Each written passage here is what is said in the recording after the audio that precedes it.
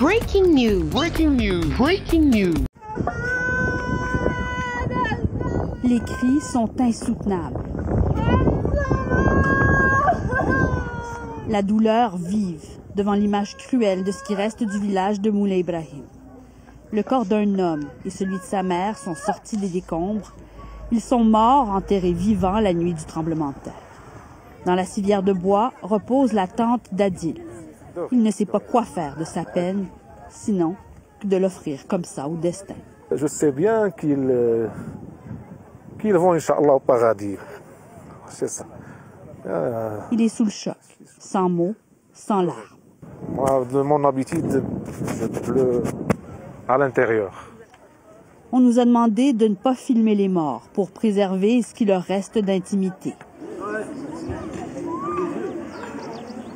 Des familles entières et endeuillées, des gens blessés, qui vivent désormais dans la promiscuité et dans la poussière. La destruction est si vaste que la grande majorité des maisons ici sont inhabitables. Et cette région touchée, c'est la vallée de Moulay Ibrahim. Noureddin El-Mellah est un géologue venu constater la désolation.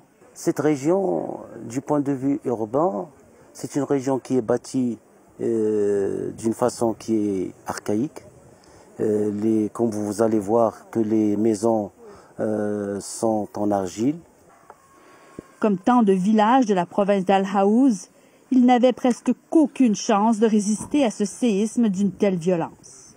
Les gens sont vraiment dans un état psychologique très touché. Ça restera une journée vraiment très gravée dans la mémoire, surtout des enfants. Ces garçons parlent de la nuit du 8 septembre comme celle où la terre a essayé de les tuer. C'est comme si un hélicoptère avait largué des bombes sur le village, raconte Ziad, 11 ans.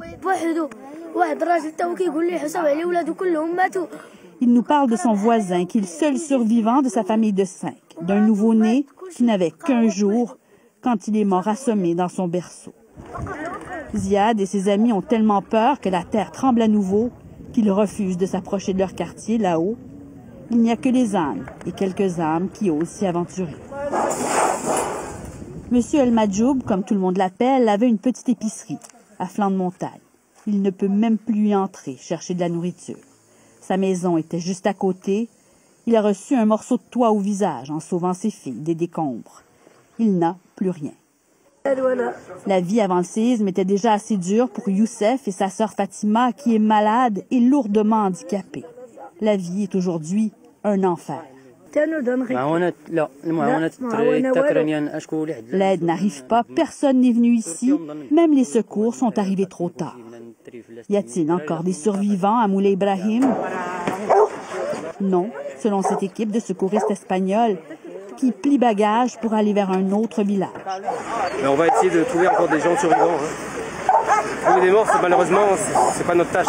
Le temps presse pour regagner d'autres zones sinistrées du Haut-Atlas, ces montagnes où la splendeur côtoie maintenant l'horreur et le désespoir. Merci d'être sur CNN, la télévision autrement. Les programmes se poursuivent. Retrouvez toute l'actualité afro-mondiale en ligne et en multidiffusion sur CNN, C-Web Info et plateformes digitales, Facebook, YouTube, Instagram et en simultané sur Radio Voltage 2.